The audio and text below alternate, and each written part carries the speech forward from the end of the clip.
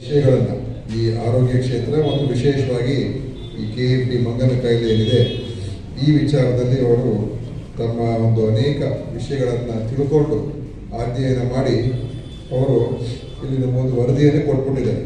ಭಾಳ ಅವರ ಮಾತುಗಳನ್ನು ಕೇಳಿದಾಗ ಖಂಡಿತವಾಗಿಯೂ ಅವರು ಭಾಳ ಅದಕ್ಕೆ ಸಮಯ ಕೊಟ್ಟು ಮತ್ತು ಸಂಶೋಧನೆ ಮಾಡಿ ಈ ವರದಿ ಕೊಟ್ಟಿದ್ದಾರೆ. ಸುಮ್ಮನೆ ಏನೋ ಒಂದು ವರದಿ ಕೊಟ್ಟಿಲ್ಲ ಅಂತ ನನಗೆ ಅನಿಸ್ತಾ ಇರ್ತಕ್ಕಂಥ. ಅದಕ್ಕೆ ಅವರಿಗೆ ವಿಶೇಷವಾದಂಥ ಅಭಿನಂದನೆಗಳು.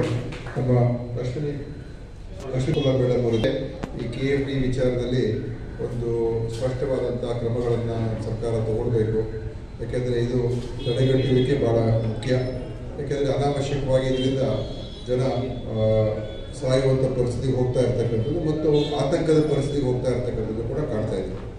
ಆದ್ದರಿಂದ ಹಲವಾರು ಕ್ರಮಗಳನ್ನು ತಗೊಳ್ತಕ್ಕಂಥ ಪ್ರಯತ್ನ ನಾವು ಮಾಡ್ತಾ ಇದ್ವಿ. ಮತ್ತು ಇಲ್ಲಿ ಬಂದು ತಿಳ್ಕೊಂಡು ಇದು ಔಟ್ಬ್ರೇಕ್ ಆಗಿ ತದನಂತರ ನಾವು ಕ್ರಮಗಳು ತಗೊಳ್ಳೋದಕ್ಕಿಂತ ಅದಾಗೋದಕ್ಕಿಂತ ಮುಂಚೆನೇ ನಾವು ಏನೇನು ಪೂರ್ವಗ್ರಹವಾಗಿ ಅದಕ್ಕೆ ನಾವು ತಯಾರಿಕೆ ಮಾಡ್ಕೋಬೇಕು ಅದ್ರ ಬಗ್ಗೆನೇ ಒಂದು ಚರ್ಚೆ ಮಾಡೋಣ ಅಂತ ಹೇಳಿ ಇಲ್ಲಿ ಸ್ಥಳೀಕರ ಜೊತೆ ಆ ಗ್ರಾಮಸ್ಥರ ಜೊತೆ ಮತ್ತು ಈಗ ಇನ್ನೊಂದು ಸಭೆ ಇದೆ. ಅದೇ ಈ KFD ವಿಚಾರದಲ್ಲೇ ಸಭೆಗೆ ಹೋಗ್ತಾ ಇರೋದು. ಈಗ ಮುಗಿಸ್ಕೊಂಡು ಅಲ್ಲಿಗೆ ಹೋಗ್ತಾ ಇದ್ದೀವಿ. ಆದರೆ ಏನೇನು ಕ್ರಮಗಳು ತಗೊಳ್ಬೇಕು ಖಂಡಿತವಾಗಿಯೂ ಮಾಡ್ತೀನಿ. ಮತ್ತು ಇವತ್ತು ನೀವು ಇದನ್ನೆಲ್ಲ ಕೊಟ್ಟಿರುವಂಥದ್ದು ಬಹುಶಃ ಈ ಸಭೆಯಲ್ಲಿ ನಾವು ಅದನ್ನು ಕೂಡ ಚರ್ಚೆ ಮಾಡ್ಬೋದು. ಏನೇನು ಹೇಳಿದ್ದೀರಾ ನಾನು ಗೊತ್ತು. DD ಪೋಸ್ಟ್ ವಿಚಾರನೂ ಕೂಡ ಒಂದು ವಿಷಯ ಇದೆ ಮತ್ತು ತಪಾಸಣೆ ಮಾಡಿಸ್ಕೊಳ್ತಕ್ಕಂಥದ್ದು ಕೂಡ ಕೂಡಲೇ ಕಮ್ಮಿ ಸಮಯದಲ್ಲಿ ಮಾಡ್ಕೊಳ್ತಕ್ಕಂಥ ಈ ಡಯಾಗ್ನೋಸ್ ಮಾಡೋದೇನಿದೆ ಆ ಲ್ಯಾಬ್ ಟೆಸ್ಟಿಂಗು ಅದನ್ನು ಕೂಡ ಒಂದು ತ್ವರಿತಗತಿಯಲ್ಲಿ ಆಗ್ತಕ್ಕಂಥದ್ದಕ್ಕೆ ಮತ್ತು ಬೇರೆ ಬೇರೆ ನೀವು ಹೇಳಿದ್ದೀರಾ. ಈಗ ನಾವು ಸಾಗರ್ಗೆ ಒಂದು ಮೊಬೈಲ್ ಮೆಡಿಕಲ್ ಯೂನಿಟನ್ನೇ ಕೊಡ್ತಾ ಇದ್ದೀವಿ. ಈ ಯಾವುದೇ ಇಂಥ ಒಂದು ಎಮರ್ಜೆನ್ಸಿಗಳಿಗೆ, ಯಾಕಂದರೆ ಗುಡ್ಡಗಾಡು ಪ್ರದೇಶ ಮೇಲೆ ದೂರದಲ್ಲಿರ್ತಾರೆ, ಅದಕ್ಕೆ ಒಂದು ಮೊಬೈಲ್ ಮೆಡಿಕಲ್ ಯೂನಿಟನ್ನೇ ನಾವು ಕೊಡ್ತಾ ಇದ್ದೀವಿ.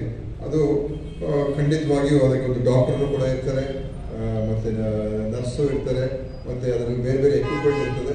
ಸೊ ಟ್ರೀಟ್ಮೆಂಟ್ ಕೊಡೋದಕ್ಕೂ ಅನುಕೂಲ. ಕೇವಲ ಆ್ಯಂಬುಲೆನ್ಸ್ ಅಂತ ಹೇಳಿದ ತಕ್ಷಣ ಅದರಲ್ಲಿ ಡಾಕ್ಟರ್ ಇರೋದಿಲ್ಲ, ಇದರಲ್ಲಿ ಡಾಕ್ಟರ್ ಇರ್ತಾರೆ. ಸೊ ವಿತ್ ಡಾಕ್ಟರ್ ಬರುವಂಥದ್ದು. ಆದ್ದರಿಂದ ಖಂಡಿತ ಅದು ಪ್ರಯೋಜನ ಆಗುತ್ತೆ ಅಂತ ಅಂದ್ಕೊಂಡಿದ್ದೀನಿ.